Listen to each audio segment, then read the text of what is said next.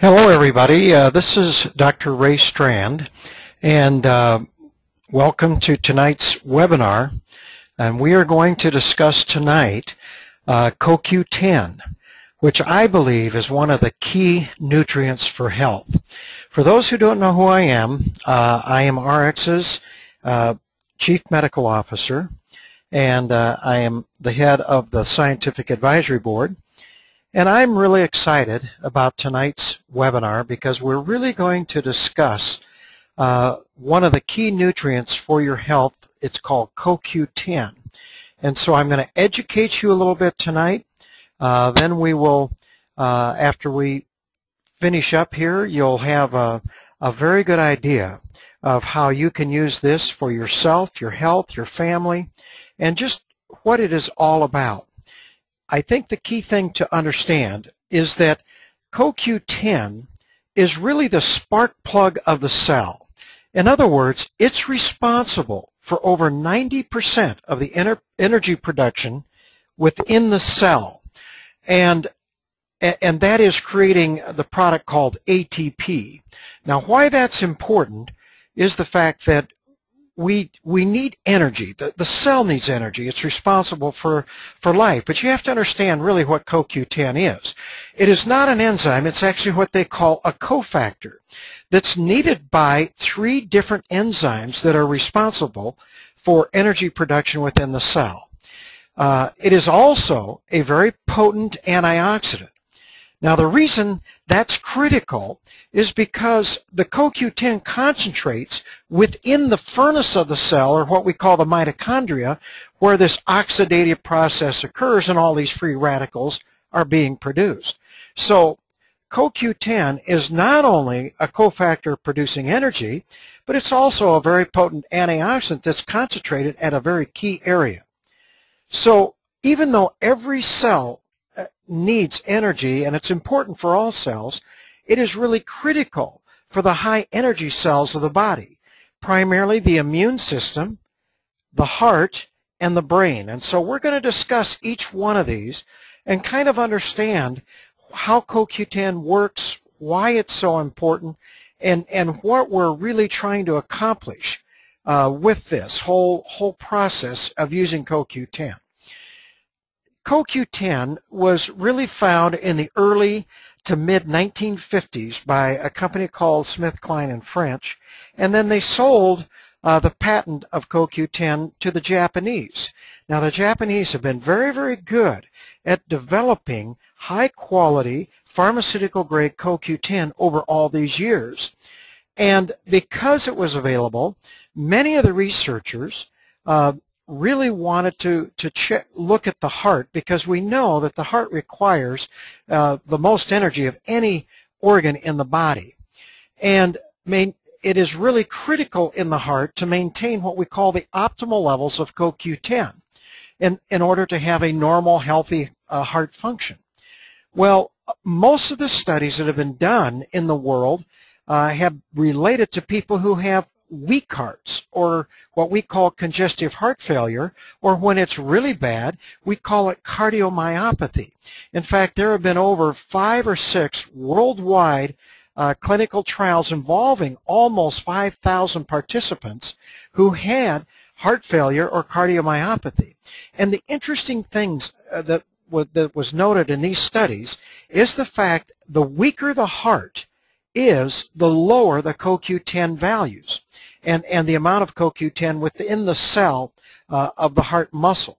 And so what happens is that CoQ10 is critical for the heart's fuel source, in other words, to create energy. And so when the heart becomes weak, it actually uses up its fuel source. And so the CoQ10 levels become more and more depleted. And so researchers thought, well, maybe we should be adding CoQ10 back in supplementation and see if heart failure actually improves. And so what was really amazing in all these major studies, primarily done in the mid-1980s, early 1990s, is that the CoQ10 that was supplemented these individuals with this heart failure, the study showed that the heart function improved over 85% of the time, and sometimes it was very significant. And so what we found is that these people, even if they had cardiomyopathy, which is these people just had these big, baggy, weak hearts, maybe from a viral infection or severe coronary artery disease or some other reason, they were really depleted in CoQ10. And really the only option for many of these people was a heart transplant. Medication really wasn't that effective. Well, Dr. Peter Langston, who has done most of the research with CoQ10 in their heart, showed that when you gave CoQ10 back in supplementation, that there was significant improvement not only in how the patients felt, but they would follow what they call the ejection fraction, or how strong the heart was, and they saw significant improvement.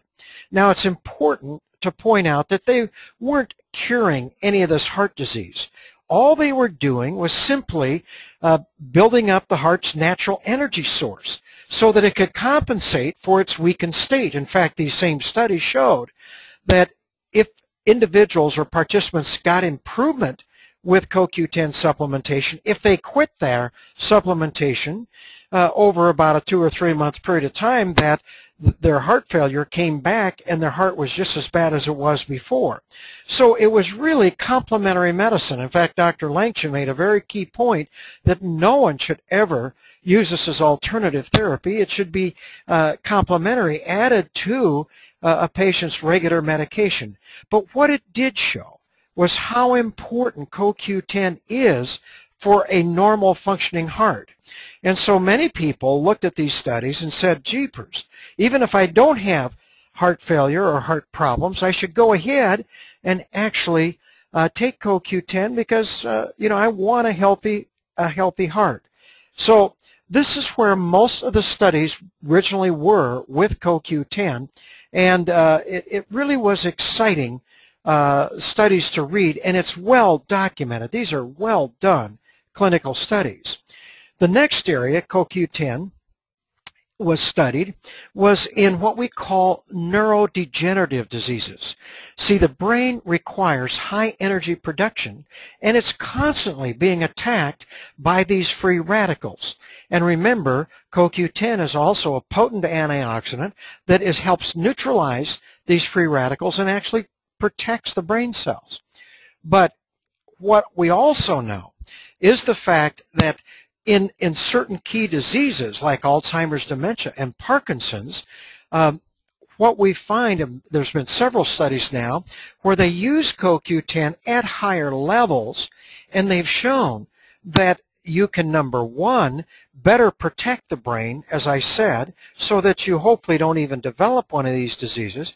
But especially in Parkinson's disease, they have shown in several clinical trials that higher doses of CoQ10 can actually slow down the progression of their Parkinson's. Now, Alzheimer's dementia is a much more difficult disease. By the time we as physicians diagnose anybody with Alzheimer's dementia, 80% of those brain cells have already been destroyed. So it's more difficult to see any improvement with either of these diseases, and usually we just see maybe a slowing of the progression. But what is key, and what the researchers now are pointing out, is the fact is that you take high-quality nutritional supplements and use nutrients like CoQ10, you certainly can decrease your risk of developing these neurodegenerative diseases. And there are more and more studies coming out, but it is important for you to know that there are some very well done studies that CoQ10 certainly is important for your brain health, and to me that's one of the greatest organs that you and I would want to protect. Now, it's also important to know that CoQ10 is probably the greatest booster of your immune system. Now, our immune system is our great protector. It's out there protecting every cell in the body, and it's checking for self and non-self. In other words, it's looking for a foreign body or a bacteria or virus or something, and it attacks it and destroys it. But what a lot of people don't appreciate is the fact that it's also checking for abnormally growing cells that may be early mutated cells that could eventually develop into a cancer. There's a certain cell called the T4 cell, helper cells, which actually go around and actually if they find one of these abnormally growing cells, they destroy them. This is part of the immune system's function. That is why all of us want to have a very potent immune system. You look at this. If I have a patient come in who, let's say, has a pneumonia, would I like them to have a very, a very well functioning, optimally functioning immune system, even though I'm going to be treating them with antibiotics and all the supportive therapy? Absolutely. Because I've dealt with patients who have AIDS or HIV, and their immune system is destroyed, and one of the cells it destroys are these T4 cells, go down. And they get unusual lung infections that no one else gets because their immune system is so down. So we as physicians, we look much better treating patients who have a very well-functioning immune system compared to one that's suppressed. Or let's use another example. Let's say someone's going through chemotherapy, or they're taking chemotherapeutic drugs for rheumatoid arthritis like Enbrel and some of these drugs, or methotrexate, or those chemotherapeutic drugs. They are so vulnerable to infections and illnesses because these drugs really suppress the immune system. So CoQ10, to me, if you're concerned about your immune system and you want a healthy immune system, really consider CoQ10. But now there are probably, we talked about heart disease and the fact that CoQ10 has been well studied in heart failure, but it's also now, most of the research has been shifted to cancer research. There are probably a dozen clinical trials going on right now which involve using CoQ10 at optimal levels in patients who already have cancer and may be going through chemotherapy. And there's a lot of things that we're finding out about CoQ10. In fact, out of the University of Florida in Miami, they are starting to see the preliminary reports of one of these clinical trials with cancer is that CoQ10 actually has been shown to set off natural cell death or cancer cell death. And it's called apoptosis. In other words, when your cell starts to grow abnormally, there's a self-destruct button. It's called apoptosis. The cell should destroy itself for protection of the rest of the body. But cancer wants to have a life of its own. And so it suppresses this natural cell death so it can grow and grow.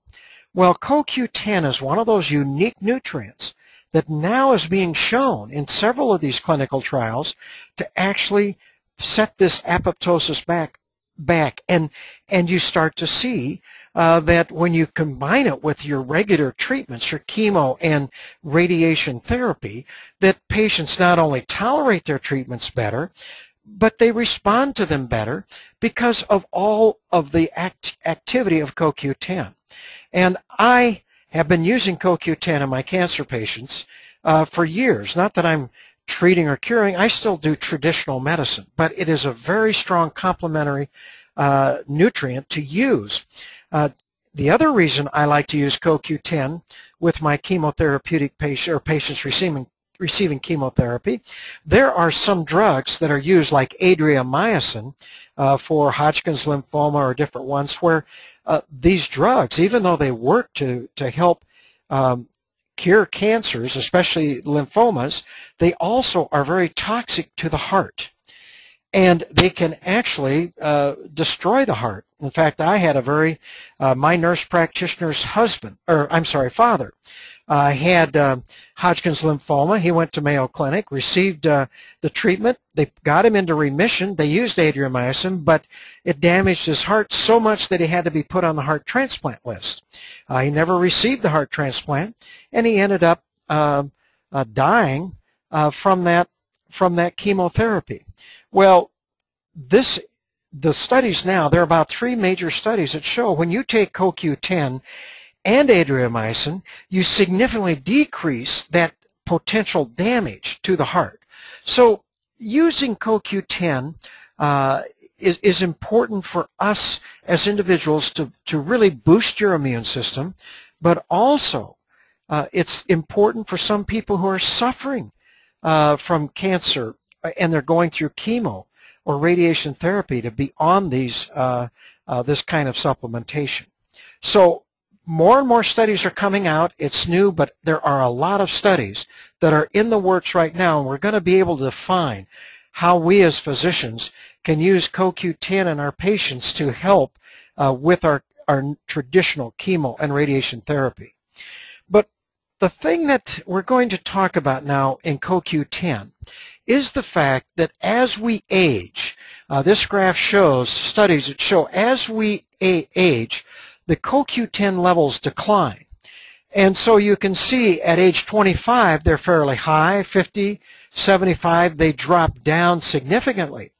But there are studies now that show that the higher the level of CoQ10 or ubiquinol that the body has, the younger the body age. So this is a real key reason as we get older that all of us may want to consider supplementing with CoQ10. It is a critical nutrient that does decline with age, and it's something that supplementation, we can significantly build this up. Now, another thing is that the #1 drug prescribed in the world today are what we call statin drugs. Statin drugs are those cholesterol-lowering drugs like Crestor or Zocor or Lipitor, and we see them advertised all the time on television, in the newspaper, magazines. But what we need to understand, statin drugs work by actually blocking the production of cholesterol in the liver. However, these same statin drugs, because of this action, also block the production of CoQ10. Now, CoQ10 is manufactured within the body. It's able, but it's a 17-step process. So there's a lot of places that it can be blocked. Well, the statin drugs block it at some critical areas. And studies show that statin drugs can decrease, or primarily on an average, decrease CoQ10 levels by over 40%. Now that is critical because you think of all these people that are on statin drugs, and here it's blocking CoQ10. Well, think about this. One of the greatest side effects of statin drugs are muscle aching and muscle weakness. In fact, if you have any deaths due to statin drugs, it's a severe muscle disease where the muscle cells actually damaged. And most researchers feel it's because these statin drugs decrease the CoQ10 levels, and the muscle needs CoQ10 to create energy itself, and so it weakens over time. In fact, the first statin drug that was ever developed was called Mevacor, and that came out in the 1980s. And I found this very interesting in my research, that SmithKline and French, I believe is a pharmaceutical company that had this drug, actually went and got a patent from the FDA to combine their Mevacor with CoQ10. The only trouble is the fact they never put it into their medicine. They just got the patent and left it. And I always find this quite ironic because most of the people who come off the statin drugs, that, you know, at least when I prescribe them, I still use them in specific patients. Most of them that had to come off was because of these muscle complaints. And I give CoQ10 to anybody who's on a statin drug. It's critical that they be taking CoQ10 because, #1, we just talked about the health values of CoQ10. There are actually studies out now that show after you've been on a statin drug for over 8 years, your risk of cancers go up significantly. Well, this is not advertised well. People don't know this. But the reason I believe is because the CoQ10 levels are so important in our protection against cancers. And so this is a critical thing that you need to know, that if you have any friends or family, or if you're personally taking a statin drug, you should be on a CoQ10 supplementation. It's just that critical that you know that. Well, now let's just look at supplementing CoQ10. Why has it been so difficult over the years? Well, primarily is the fact that CoQ10 is very difficult to absorb. In the mid-1980s to early 1990s, the main CoQ10 was a powder form, which was almost impossible to absorb. You'd had to take very high doses to get any absorption. But then there came the ubiquinone form, which is oxidized form, and this is very fat soluble. But when they combine this with fats like triglyceride or other fats, there's a Q gel, you could actually increase absorption about 3 times over CoQ10, powder form. Now, that was definitely much better. But the problem with the ubiquinone form is the fact that it then, once it was absorbed, even though it was still difficult to absorb, it had to be converted to the active form, which was called ubiquinol. Well, about 3 years ago, Konica Corporation formulated the active form, ubiquinol form of CoQ10, and this is not as fat soluble. And in fact, studies show that it is 5 to 10 times, it's absorbed 5 to 10 times greater than this ubiquinone form, even when it's mixed with these fats, and it's the active form, so it does not have to be converted to be useful to the body. So we are now seeing the generation of CoQ10 and absorption. Now, what I have found is the fact that I really have been a follower of Dr. Peter Langston. He's a cardiologist, biochemist, who's the head of CoQ10 International. And I'm quoting him here. He states, "It is my strong opinion that supplemental ubiquinol represents a major scientific advance in the 50-year history of CoQ10 research." Now, that's a major statement coming from the world's authority on CoQ10. So what amazes me is the fact that so many people do not use this form.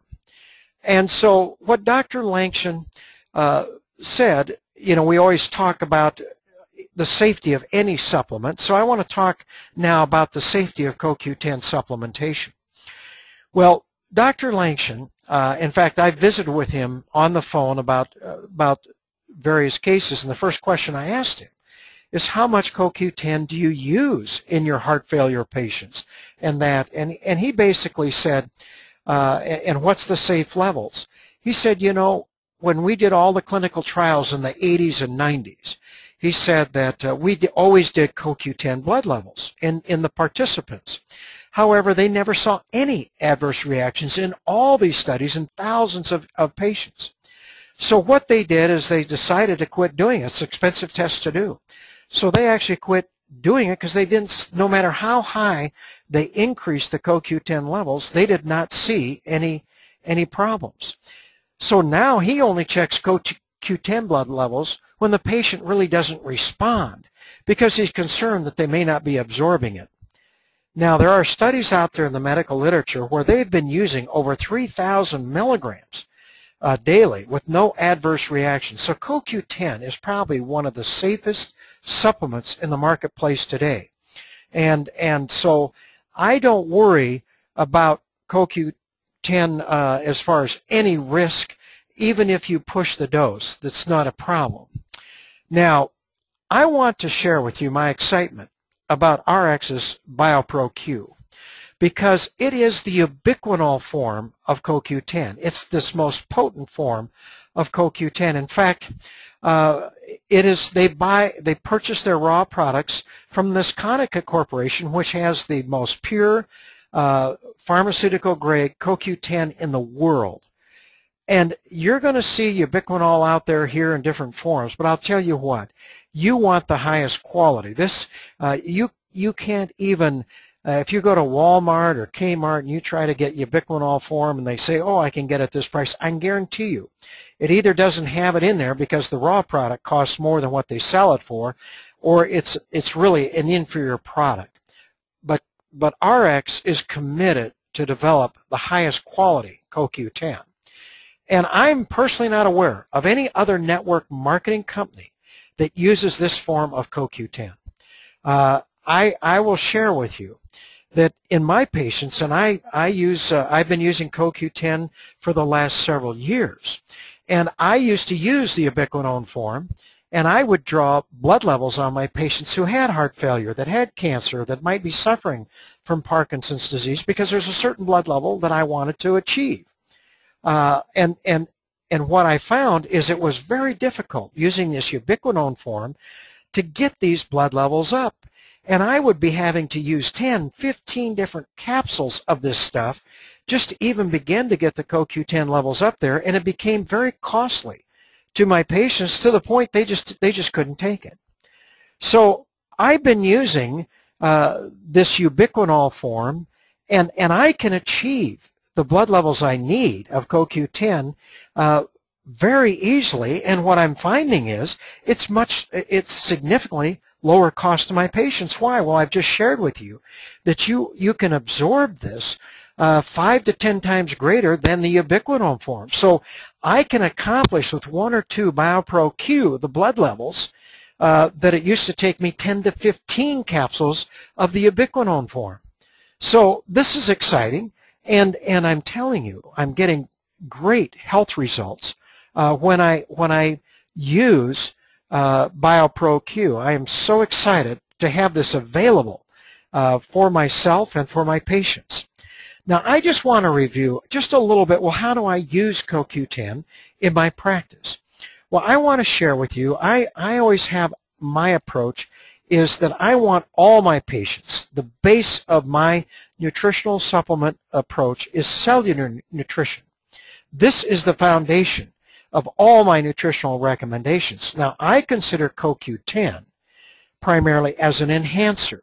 So I would be adding this to people that already have cellular nutrition. So if you look at this, in nutritional medicine, my approach is the fact that RX's optimals are the foundation of my nutritional recommendations. And I've got here Vanali is considered an enhancer, but also BioPro-Q is an enhancer. So I add that to the optimals. Now, everybody out there is going to wonder, well, what about Omega-Q? Where does that fit in all this?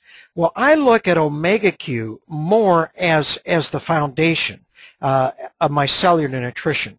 Now, the CoQ10 that is in Omega-Q is the ubiquinone form. Now, obviously, it's going to be absorbed fairly well because it's mixed with our essential fats, which improve the absorption.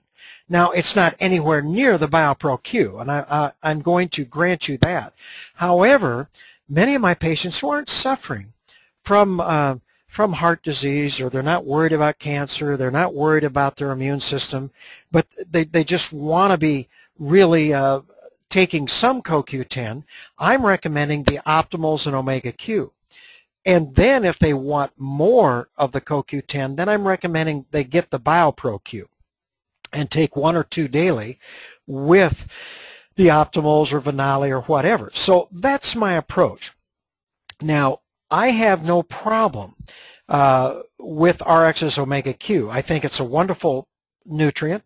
You're getting CoQ10, 40 milligrams of the ubiquinone form with the essential fats, the omega-3, in probably the highest quality. In fact, I know it's the highest quality omega-3 in the purest form out of a company in Canada. So this is where we need to be. So some people may decide, hey, I just need the optimals Omega-Q. Others may decide, I want to take BioPro-Q. I've got a family history of cancer in my family. I'm worried about heart disease. I feel my immune system needs to have all the support it can get. So those are kind of things that you have to understand. But now let me just share here as I close. The problem, is oxidative stress or these free radical damage. It's not a nutritional deficiency. So I always recommend cellular nutrition, which I define as providing all of these nutrients, these essential nutrients at their optimal levels, advanced levels, those levels that have been shown to provide a health benefit in our medical literature. And when I do that, then my patients are always on the optimals. I want them to be eating a healthy diet. I want them to have an exercise program, but I want them taking the RX optimals. Why? Because over time, it's about a 6-month period of time, if you have any nutritional deficiency, it's going to be corrected. And then all the supporting nutrients are going to be brought up to their optimal levels. And this is key. I've talked about a lot of diseases, the use of CoQ10, the research, but you have to understand, nutritional supplementation is not about disease, it's about health. We are protecting health. We are not treating disease. Medicines treat disease. What nutrients do? These are just, the nutrients that are in the optimals, CoQ10, these are nutrients we get from our foods. However, now because we can supplement, you can get them at levels you can't obtain from your foods. And the medical literature shows if you get these in at optimal levels, there's a health benefit. And so we're building up the body's natural defenses, the natural antioxidant defense system, the natural immune system, and our natural repair system. And that is what is key. And we need to understand that taking nutritional supplements is about health. And that is key. It is not about disease. It's just like I know my patients who have a good exercise program have a health benefit over those that don't. My patients eat a healthy diet. They have a health benefit over those who don't eat a healthy diet. And my patients who take high-quality nutritional supplements like the RX Optimals and BioPro Q, Vanali, Omega Q, have a health benefit over those that don't. Now, balance is the key. You want to have more antioxidants and their supporting nutrients available than the number of free radicals you produce. The focus and goal of nutritional medicine is to bring oxidative stress back under control. Then you don't have damage. And that is what I teach, and that is why I believe everybody needs nutritional supplements. But my patients who are in good health, they may only need the optimals because they don't have that, they're not producing that many free radicals, and they're in good health. But my patients who might have rheumatoid arthritis or MS or Crohn's disease, they might have cancer, diabetes. The medical literature shows me they are producing more excessive free radicals than my healthy patients. So I add the enhancers to those. So that's my approach. And it's simple. It works. I've had wonderful health benefits to my patients with this approach. And I feel now the triad of healthy lifestyles of eating a healthy diet, exercise, and taking nutritional supplements is key. And RX is now producing more and more high-quality nutritional supplements, and their nutritional line is always expanding. But they're not going to release anything until they know it's the best on the marketplace today, and it's the highest quality that you can, not only the highest quality raw products, and they're very willing to tell you exactly where they get those, but also that they're manufactured in the highest quality facility, which RX Nutritionals are. So if you would like just to get more information, if you're interested in this and the topics, go to my website and order a book, What Your Doctor Doesn't Know About Nutritional Medicine. This book was published by Thomas Nelson back in 2002. It's now been translated into over 20 different languages. It's a very popular book, but I go through and I share some of the health stories in here that have all been documented in my medical practice. But not only that, I have a whole chapter on cardiomyopathy and Peter Langston's work for people that just want to know how effective CoQ10 really is. And now that we got the ubiquinol form, we're going to have even better results. Also, if you want to know more about my specific recommendations for different conditions, consider joining my website at healthconceptsint.com and go to /RX to get a 30% discount on any membership you choose. That is key, and that's what you want to know. So I want to thank you for being with me tonight and learning more about BioPro Q. You certainly should be considering adding this to your regime